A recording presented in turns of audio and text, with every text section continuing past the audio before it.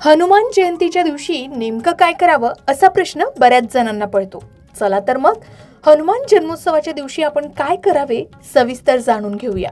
मराठी नववर्षात राम नवरात्र झालं की चैत्र पौर्णिमेला रामाच्या परमभक्ताची म्हणजेच श्री हनुमानाची जन्मतिथी येते.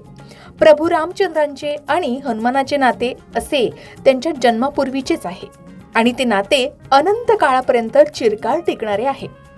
मारुतीराया चिरंजीवी असल्यामुळे संपूर्ण भारतात हनुमान जन्मोत्सव मोठ्या प्रमाणात आणि उत्साहात साजरा केला जातो.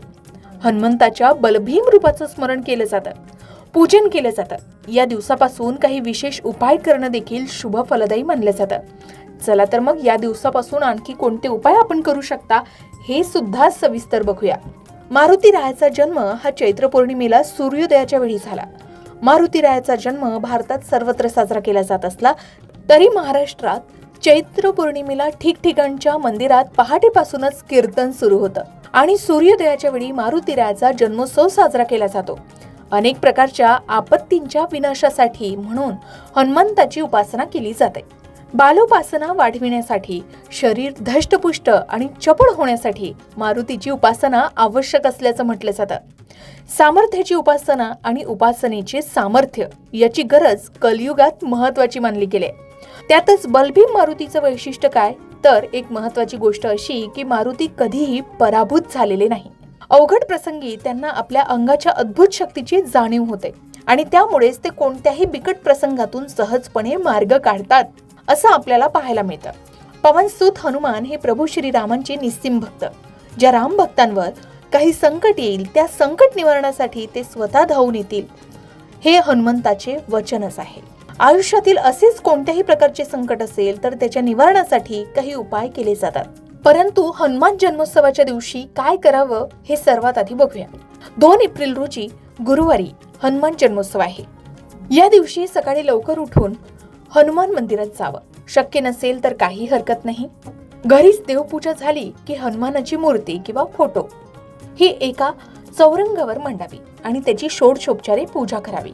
हनुमानाला शेंदूर आणि रुईच्या पानांची माळ अर्पण करावी. बुंदीचे लाडू किंवा गुड खोबऱ्याचा नैवेद्य अर्पण करावा. या दिवशी किमान 5 किंवा 11 वेळा हनुमान चालीसाचं पठण करावं. हे अत्यंत शुभ मानलं जातं. अगदी साधी सोपी पूजा आहे. काहीही जमलं नाही तरी आपण एवढं करू शकतो. हनुमान जन्मोत्सवाच्या दिवशी आपण गरजूंना पाणी आणि अन्नदान करावं. हे सुद्धा पुण्याचं काम मानलं जातं. शक्य असल्यास वानरांना फळं किंवा केळी खाऊ घालावी. या दिवशी राम नामाचा जप तुम्ही करू शकता. एवढंच नाही तर या दिवशी 5 किंवा 11 वेळा हनुमान चालीसाचं पठण करावं.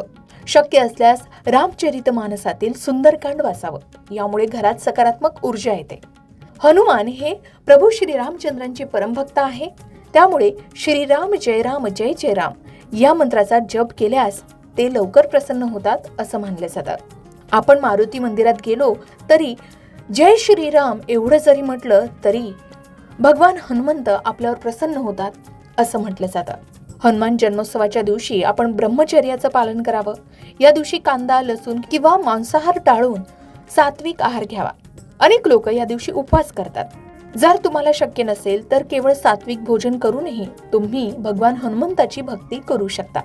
तर अशा प्रकारे आपण हनुमान जन्मोत्सव साजरा करू शकता. याही व्यतिरिक्त हनुमान जन्मोत्सवाची संपूर्ण माहिती आणि या दिवशी उपवास कसा करावा या संदर्भात वेगळे व्हिडिओ तुम्हाला आमच्या चॅनलवर पाहायला मिळेलच.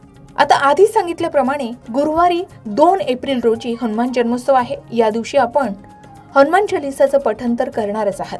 पण या दिवसापासून पुढे सलग 11 दिवस काही उपाय करणंही शुभदायी किंवा लाभदायी ठरू शकते असं म्हटलं जातं. तो उपाय म्हणजे हनुमान चालीसा ही स्तोत्र पठण होय. संत तुलसीदास यांनी हनुमान चालीसाचे स्तोत्र लिहिले. हे स्तोत्र आपण नियमित म्हणत असाल तर उत्तम. मात्र उपाय म्हणून या स्तोत्राचा वापर करणार असाल तर पुढील 11 दिवस आपण नियम पाळून हनुमान चालीसाचं पठण करावं. हनुमान चालीसा ही केवळ मारुतीरायाची उपासना नाही तर हे इच्छापूर्ती आणि संकट निवारण स्तोत्रही आहे.